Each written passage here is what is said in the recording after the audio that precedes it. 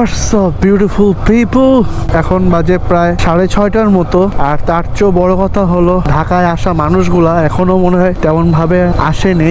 কারণ হলো রাস্তাঘাটে গাড়ি ঘোড়া খুব কম, প্লাস মানুষজনও খুব কম। আর চারদিকে দেখেন রাস্তাঘাট কেমন যেন অন্ধকার অন্ধকার, কেমন যেন একটা হন্টেড প্লেস। তো এনিওয়ে, বর্তমানে আমাদের বাংলাদেশের যে পরিস্থিতি, অকটেন, ডিজেল, পেট্রোল সব দিক দিয়ে যদি আমি বলি, মানে বিশাল বড় একটা ক্রাইসিস দেখা দিয়েছে। যদিও সরকার বলছে তেল আছে, বাট যখন আপনি নিতে যাবেন তখন আসলে তেলের পরিমাণটা আসলে পাওয়া যাচ্ছে না।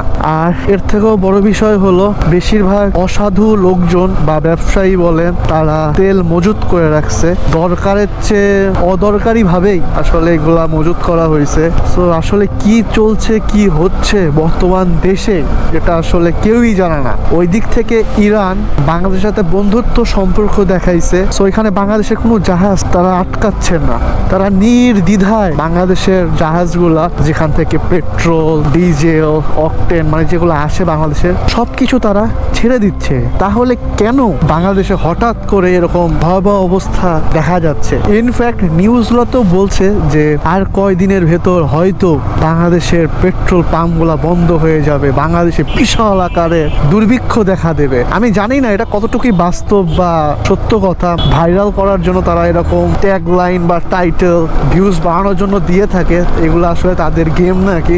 একটা বিষয় হলো, আগে যে সকল বাইকগুলা দেখবেন যারা 200 টাকার 300 টাকার বা 500 টাকার তেল নিত, তারাও এখন এই ভয়ে ফুল ট্যাঙ্কি তেল করছে। আসলে আমাদের ভয় আসলে কে দেখাচ্ছে বা কারা দেখাচ্ছে আমরা নিজেরাও কিন্তু এখনো কনফিউজ। সরকার তো খবরে বলছে যে প্রচুর পরিমাণে তেল মজুত রয়েছে, বাট আমরা যখন অকটেন নিতে যাই তখন আর কি তেল পাই না। এছাড়াও প্রতিদিন সকালবেলা ঘুম থেকে উঠলেই বিভিন্ন সোশ্যাল মিডিয়া বা টিভি চ্যানেলগুলোতে আমরা দেখতে পারি যে বাংলাদেশের অকটেন নাই, যে কোনো মুহূর্তে ফুয়েল পাম্পগুলো তাদের সেবা বন্ধ করতে পারে। আজগুবি বিষয় না সবকিছুই, মানে একটা মাইন্ড গেম খেলতেছে আমাদের সাথে সকলেই। বাট আসলে সত্যটা কি বা ঘটনাটা কি আমরা আসলে কেউই জানি না। আল্লাহ ভরসা, আমি চাই সকল কিছুই খুব তাড়াতাড়ি ঠিক হয়ে যাক, আমরা যেন আবার শান্তিতে ফিরে যেতে পারি। আল্লাহর রহমতে আমার এখনো আমি আশাবাদী যে 8 লিটারের মধ্যে ট্যাঙ্কিতে তেল আছে, বাট জানি না অদূর ভবিষ্যৎ কি, এটা আসলে বোঝা মুশকিল।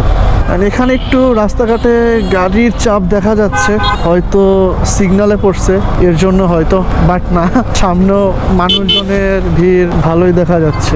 আজ পর্যন্ত 3টা অফিসে জব করছি, অ্যান্ড সব কয়টা অফিসই আমার ছিল বাড়ির কাছে, মানে গুলশান, বনানী অ্যান্ড নিকেতনের ভেতর। দ্যাটস ওয়াই জাম জিনিসটা বা গাড়ি ঘোড়ার চাপ আমি খুব কম পাইছি। অ্যান্ড আশা করি সামনে যে অফিসে জব পাবো, একটা তো কথা চলছে, ইনশাল্লাহ ওই অফিসটা আমার গুলশান 1-এ হবে। তো গুলশান 1টা আমার একটু বিরক্ত লাগে। সো যাই হোক, আল্লাহ ভরসা।